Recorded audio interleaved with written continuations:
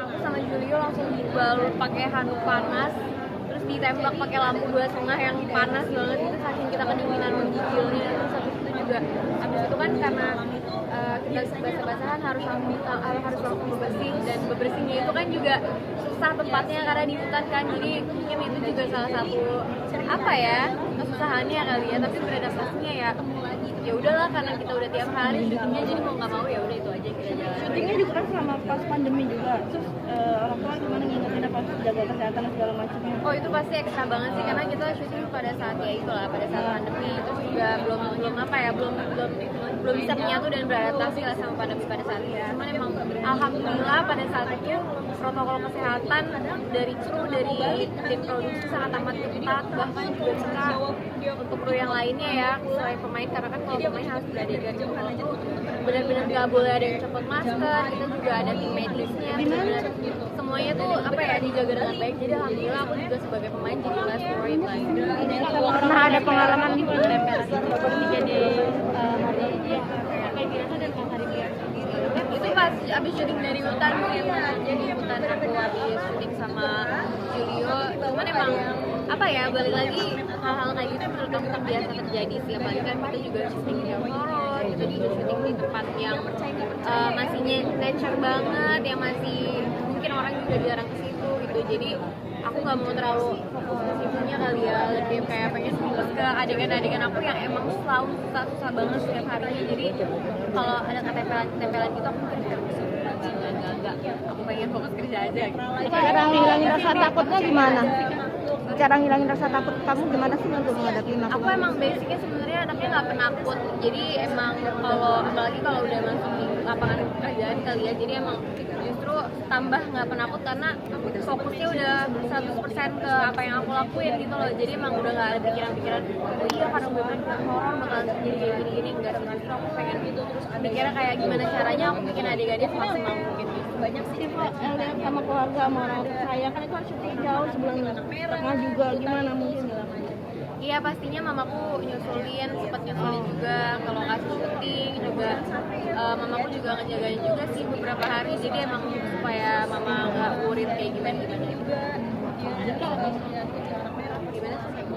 Pesan buat menonton mungkin yang pasti jangan spoiler ya, dan apa ya, mungkin semoga ini kan adalah drama keluarga sebenarnya, drama horor keluarga. Jadi aku harap di sini teman-teman keluarga semua jangan pada takut dan ragu buat ngajak anak-anaknya pada nonton yang udah 13 tahun kayak aduh nih anaknya ini gimana nih, anak nggak bisa nonton masuk apa daerah mereka.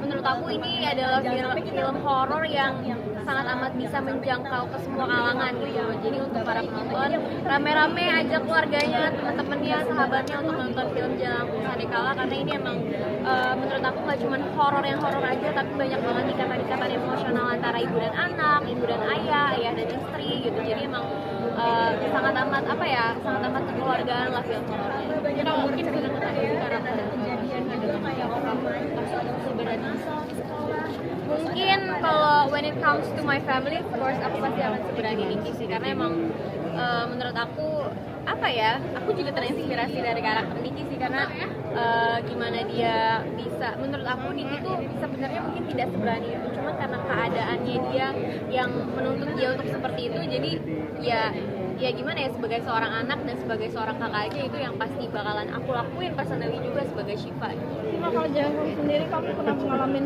iseng mainin gitu selama sekolah mungkin atau teman kamu itu? Enggak ya, aku nggak berani nyari-nyari masalah kayak gitu, pengen hidup tenang aja. Kita tukeran ya. Tukerannya Mbak Titi.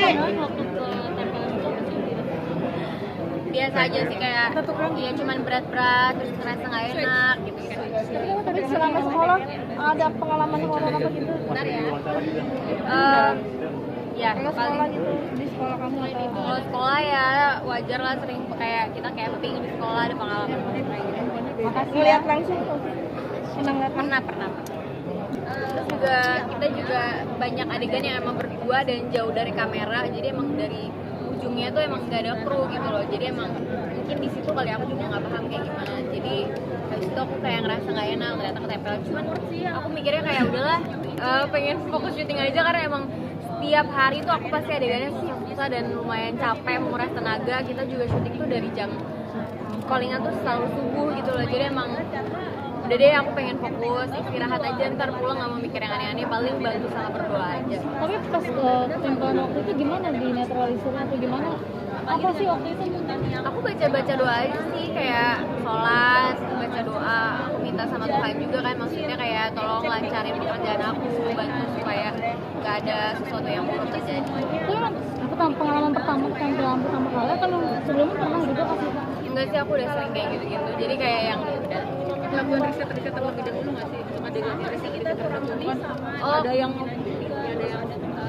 kalau riset sih enggak ya, karena kebetulan emang pas kita reading tuh kita udah banyak ngelakuin reka adegan pas untuk kita ada workshop adegan, bahkan untuk kalau misalkan teman-teman media udah pada nonton kan banyak adegan jatuh, banyak adegan jatuh tuh aku banyak banget adegannya, bukan aku doang, bahkan kita di sini banyak adegan jatuh. Bahkan untuk jatuh sendiri pun dilatih dari kita proses workshop gitu loh sama tim Javastan, karena emang untuk jatuh yang benar tuh seperti apa, supaya kita juga tetap safety, supaya keamanannya tetap terjaga pas syuting. Kita dilatih jatuh gimana cara yang baik, jatuh ke depan, jatuh ke belakang. Bahkan setiap kita mau mulai adegan yang berat, yang membutuhkan banyak banyak stamina, kita selalu pemanasan dulu, selalu lari-lari dulu. Jadi emang semuanya udah persiapannya udah sangat amat matang sih. Tapi Kak Siva ini kan film horor dekat banget sama mistis nggak sih Kak Siva sendiri? Mungkin katanya di rumah juga sering ini ya, diganggu sama itu gimana sih ceritanya? Berarti kan ini udah sering gitu ya? Udah sering terjadi kalau aku, cuman nggak mempengaruhi gimana aku beradegan sih. Kayak aku ngerasa untuk pengalaman pribadi aku sama hal-hal mistis, ya udah biarin aja itu terjadi di kehidupan pribadi aku. Cuman kalau misalkan udah when it comes to my job, to what I do, aku ngerasa mau aku dapat syuting film horor sekalipun yang harus syutingnya di tempat terhoror pun, aku juga harus siap ngejalanin semuanya gitu loh. Jadi emang ya udah, intinya yang ada di pikiran aku fokus kerja aja gitu. Tapi Kak Siva itu kemarin katanya sempet takut sholat sendiri, itu benar nggak sih? Sempet banyak takut sih, cuman ya udah lagi aja. Emang gangguannya kalau di rumah kayak gimana sih? Emang bisa lihat, bisa ngerasain atau gimana sih? Ya bisa ngerasain sih, cuman emang ya sering digangguin. Ya emang udah sering kayak gitu dari kecil, jadi ya udah. berarti memang punya sign atau gimana? Suara, Teman-teman ya lanjut ke filmnya. Ada pertanyaan lagi tentang filmnya tadi yang udah nonton. Tapi yang lekat sama film ini, mungkin ini kan jadi memudahkan Kak Siva nggak sih? Kan sudah terbiasa dengan hal seperti itu. Di film horor sini jadi mudah gitu. Mungkin mudah untuk memahami kalau misalkan tentunya di hidup itu pasti berdampingan sama hal-hal seperti itu kali ya. Cuman kalau misalkan untuk karakter pribadi aku kan berbeda banget sama Niki, dalam arti ini kan pertama kalinya Niki mengalami kejadian-kejadian seperti ini gitu loh. Jadi emang aku harus nimbulin rasa pertama kali tahu nih soal hal-hal yang kayak gini, gimana kagetnya, gimana rasa ketakutannya kayak gimana, tapi di satu sisi harus berani kayak gitu-gitunya sih. Tapi pernah main jalan juga nggak sih? Enggak sih, alhamdulillah aku nggak mau nyari Siva, masalah. saya tanya dong, apa sih yang membuat kamu akhirnya mau main sama Jalangkung di film Jalangkung ini? Sama gimana cara kamu bangun chemistry sama aku kebetulan pas ditawarin main film ini, pas baca skripnya, emang aku ingat banget aku pas baca skripnya itu aku di rumah sendirian, lagi nggak ada siapa-siapa di rumah, terus aku kayak oh iya pas banget nih lagi sendirian, mendingan aku baca skrip aja nih yang dikasih kan. Pas aku baca itu bener-bener merinding sadadanya, terus tiba-tiba pintu kamar aku yang tadinya kebuka ketutup sendiri, terus aku kayak Ke bawah gitu. tidak gitu kan.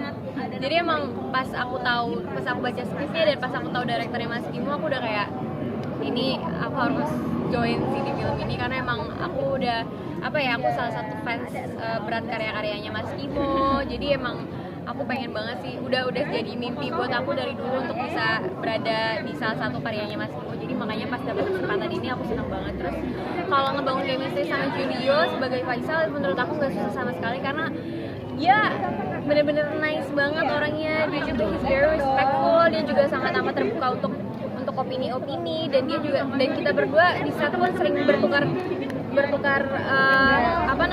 pendapat gitu soal adegan yang bakalan kita jalanin. 3 minggu ya masalah. Jadi ya alhamdulillah sih dapat izin sih sama suami. Anak-anak gimana pas kamu diajak pernah Enggak sih, jadi emang aku khusus syuting aja gitu. Paling cuma di hotel, sebatas di hotel aja, nggak ikut ke lokasi. Tapi kalau itu kan yang pastinya kan danau segala macam hutan, kalau cewek itu bisa ribet, kalau Kak Titi gimana? Alhamdulillah sih emang agak ribet dan medannya agak susah, dan dia hujannya nonstop, kadang kita jadinya batal syuting karena hujan sampai malam. Tapi ya alhamdulillah semuanya lancar sih, maksudnya alhamdulillah terselesaikan lah itu. Emang kalau medan memang agak berat sih.